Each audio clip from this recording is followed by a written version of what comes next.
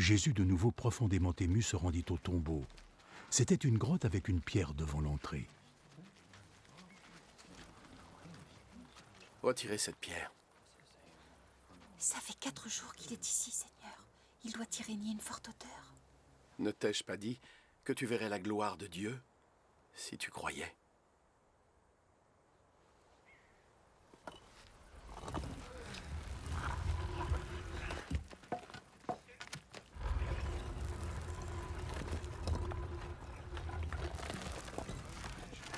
Alors, la pierre fut retirée.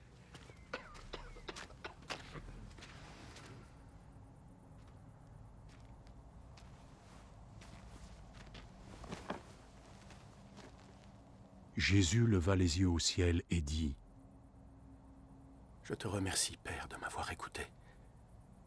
Je sais que tu m'écoutes toujours.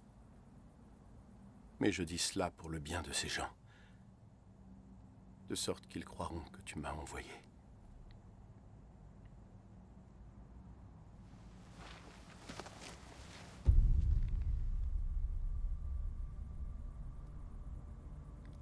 Après avoir dit cela, il cria d'une voix forte : « Lazare! Sors de là! »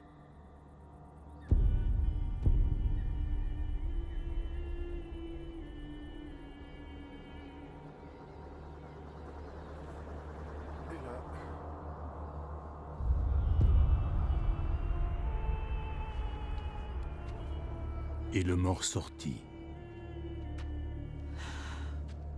les pieds et les mains entourés de bandes, le visage enveloppé d'un linge.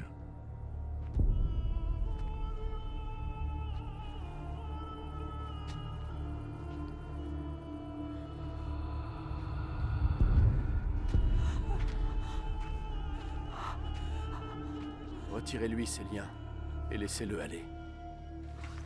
Beaucoup de ceux qui étaient venus rendre visite à Marie furent témoins de ce que fit Jésus, et ils crurent en lui. Mais certains d'entre eux allèrent trouver les pharisiens et leur narrèrent ce que Jésus avait fait. Les pharisiens et les chefs des prêtres réunirent donc le conseil pour dire : que devons-nous faire ? Regardez tous les miracles accomplis par cet homme. Si nous le laissons continuer, tout le monde finira par croire en lui. Puis les autorités romaines interviendront et détruiront notre temple et notre nation.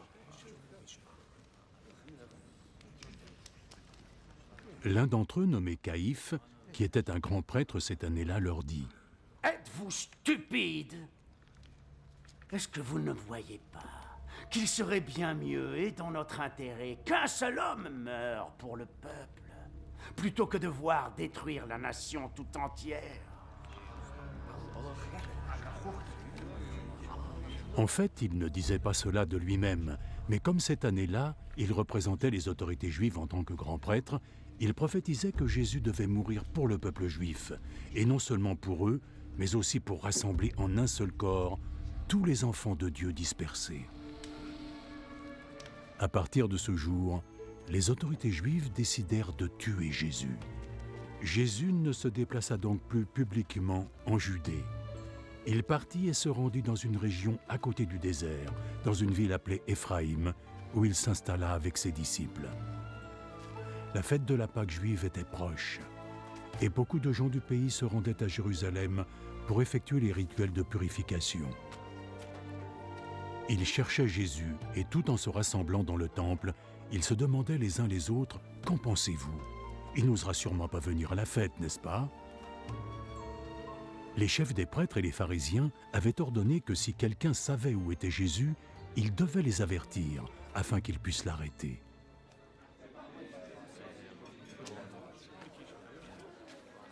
Six jours avant la Pâque, Jésus se rendit à Béthanie, où vivait Lazare, celui qu'il avait ressuscité d'entre les morts.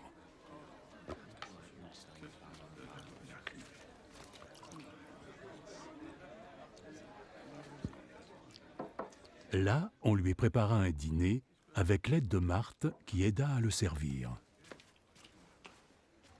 Lazare était un des convives qui étaient assis à table avec Jésus.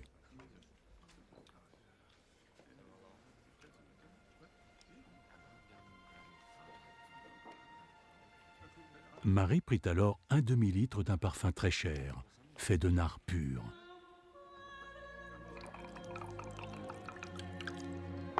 Et le versa sur les pieds de Jésus. Puis elle les essuya avec ses cheveux. Et la maison tout entière fut remplie de la douce odeur du parfum.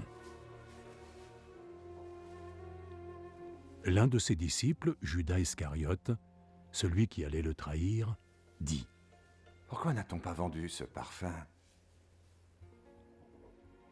Il doit valoir dans les 300 pièces d'argent. Et cet argent, on l'aurait donné aux pauvres. » Il disait cela non parce qu'il se souciait du sort des pauvres, mais parce que c'était un voleur. C'est lui qui tenait la bourse, et il prenait ce qu'on y mettait. Laisse-la tranquille. Elle veut garder ce qui reste pour le jour de mes funérailles. Vous aurez toujours des pauvres avec vous. Mais moi, vous ne m'aurez pas toujours.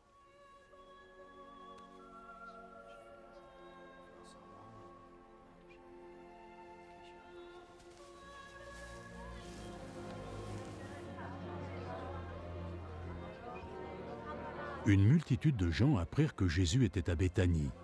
Alors ils y allèrent, non seulement à cause de Jésus, mais aussi pour voir Lazare, que Jésus avait ressuscité. Les chefs des prêtres décidèrent alors de tuer aussi Lazare, parce qu'à cause de lui, beaucoup de Juifs se détournaient d'eux et croyaient en Jésus.